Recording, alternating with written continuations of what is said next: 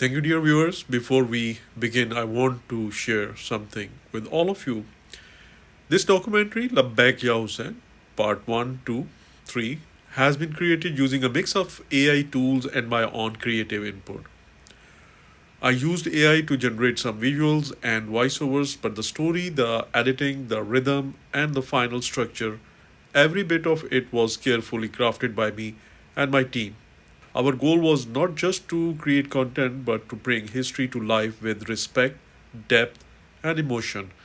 If you find value in this effort, please subscribe to our channel, Beyond Borders. Your support means a lot, and it helps us continue making more powerful stories like this.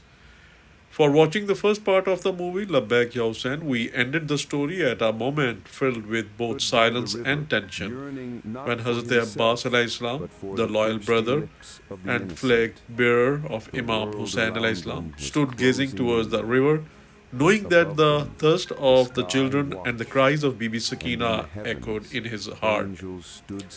Imam Hussain stood firm against tyranny. He refused to bow to Yazid, choosing honor over compromise, truth over safety.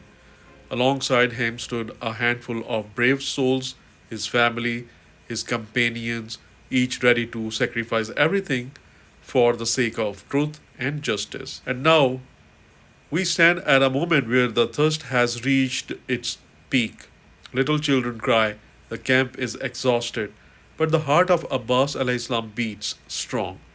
If this story touched your heart, we humbly ask you to subscribe, like, and sure, do comment that we make our channel a success.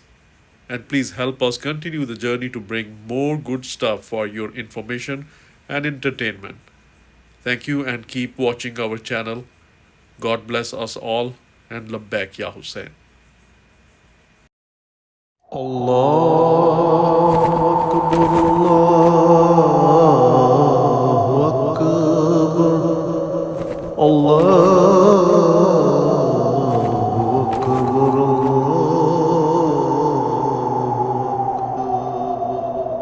The sun rose over Karbala, casting a golden fire across the dust of the plain. It was the 10th of Muharram, 61 Hijrah, Ashura. The morning was silent, almost sacred. But it was the silence before a storm, the kind of silence the earth holds before it is scarred forever. Inside the camp of Imam Hussain, the mood was calm, yet deeply resolute. His companions had spent the night in worship, in reflection, and in farewell. For each of them knew the next dawn might be their last. Children clung to their mothers. Sisters wept quietly, hearts aching beneath veils. The scent of the battlefield hovered in the air, though no sword had yet been drawn. Across the plain, Yazid's army, tens of thousands strong, stood armored and armed, flags raised high. Their spears shimmered in the sun, their drums pounded in their chests, but they lacked what the 72 in Hussein's camp possessed: purpose. Imam Hussain looked upon his companions and family not as soldiers, but as lights. He saw in each of them a reflection of his grandfather's spirit, his father's courage, his mother's purity. One by one, the companions came forward to bid him farewell, not with fear, but with joy. To them, martyrdom beside Hussein was not a sacrifice, it was honor. The battle began, not with bloodshed, but with calls for truth. The voice of Imam Hussain echoed through the desert, inviting reflection, not war. He called upon his enemies to remember the Prophet, to reflect on the truth they were denying, the injustice they were serving. But truth had been buried beneath fear and ambition. The first martyr fell, then another, and another. They gave their lives not to win a war, but to wake a conscience. Each one fell with a smile, knowing they had stood on the side of light. The camp of Hussein was no longer a place of tents. It had become a garden of martyrs. Young Ali Akbar, radiant and brave, rode into battle like a moon cut from the sky. His face reminded all of the Prophet Muhammad. He fought with valor until the silence of death took him in his father's arms. Qasim, the teenage son of Hassan, entered the field like a lion. Dressed in the armor of innocence, he too was cut down, but not before shaking the hearts of the oppressors with his courage. Even the youngest would not be spared. In the unbearable heat of Karbala, the cries of the infant Ali Asghar pierced the sky. His lips cracked, his breath faint. Imam Hussain held him high, not to shield him from arrows, but to ask, "Will you not offer this child a drop of water?" But mercy was absent. A three-pronged arrow was fired. The desert froze in time. Imam Hussain caught his infant son's lifeless body in his arms. From the tents, the women's cries echoed into the sky. The mothers, sisters, and daughters of Karbala saw one after another, sons, husbands, brothers fall, never to rise again. And then came Abbas, the standard-bearer, the moon of the Hashemites. He rode toward the Euphrates not to quench his own thirst, but to bring water for the children.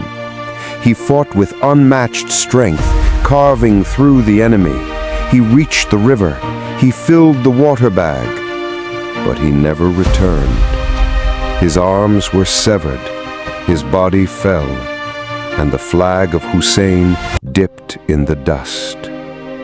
Now only Hussein remained. His companions gone, his sons martyred, his brother slain. The tents behind him wept, the army before him roared, yet Hussein stood tall, a lion in the face of death. He mounted his horse for the final time. His voice rang out not in anger, but in defiance, in truth, and in sorrow. He addressed the army before him, "O people, now you shall witness the battle of a man who is both thirsty and bereaved, whose loved ones have been slaughtered before his eyes, yet he fights not for revenge, but for the love of Allah." He rode into the battlefield not to kill, but to be killed with dignity. Arrows struck his body, spears pierced his flesh. He fell, not as a man defeated, but as a man fulfilled. His body lay on the burning earth, but his spirit had risen beyond the sky. The enemies dared not approach until Shimmer, the face of cruelty, stepped forward. What followed, history cannot write without trembling.